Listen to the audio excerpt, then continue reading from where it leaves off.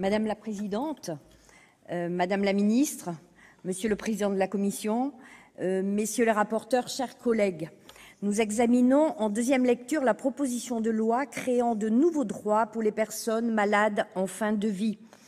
10 ans après la promulgation de la loi de Jean Leonetti, loi qui a permis de répondre à une grande part de situations de fin de vie, un constat s'impose, les soins palliatifs auxquels les patients devraient pouvoir prétendre sont loin d'être accessibles à tous et les inégalités géographiques restent importantes. Pourtant, les Français ont besoin d'un accès effectif aux soins palliatifs. Trop de personnes se trouvent encore aujourd'hui dans une situation d'extrême détresse face à la maladie et la souffrance. Nous avons une responsabilité en tant que législateurs, celle de créer les conditions favorables à un accompagnement tout au bout de la vie. Ces disparités marquées de l'offre de soins palliatifs ont été révélées par la Cour des comptes dans un rapport public annuel de 2015 intitulé « Les soins palliatifs, une prise en charge toujours très incomplète ». À cela s'ajoute une disparité dans le taux d'équipement en lit des unités de soins palliatifs. Il est inquiétant de constater que seul un patient sur deux qui a besoin de soins palliatifs en bénéficie.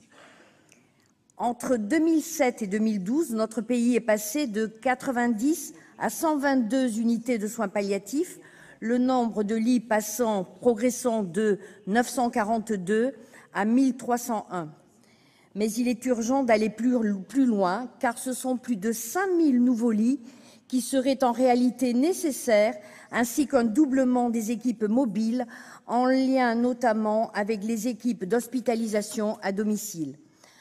D'autre part, force est de constater la quasi-inexistence des soins palliatifs dans les établissements médico-sociaux et particulièrement dans les établissements d'hébergement pour personnes âgées dépendantes.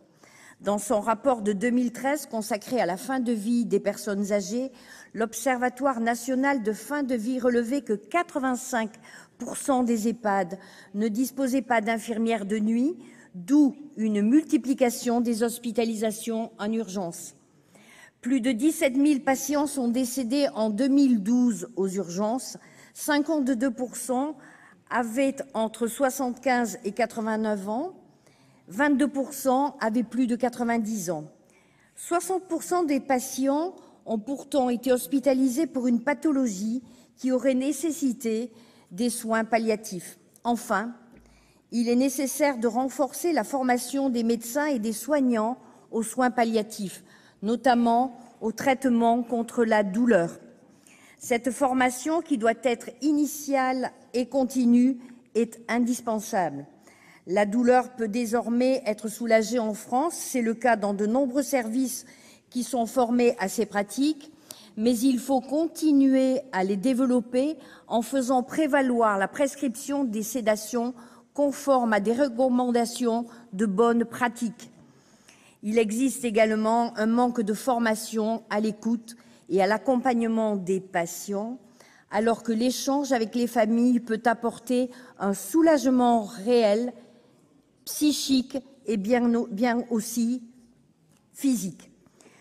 Je crois que les Français demandent aujourd'hui à être soulagés et accompagnés.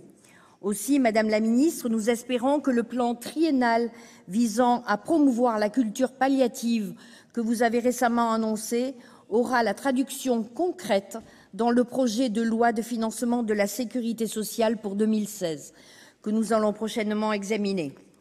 Enfin, je tiens à saluer le travail qui a été accompli lors de la réunion de la Commission des affaires sociales, qui nous permet d'examiner ce texte aujourd'hui.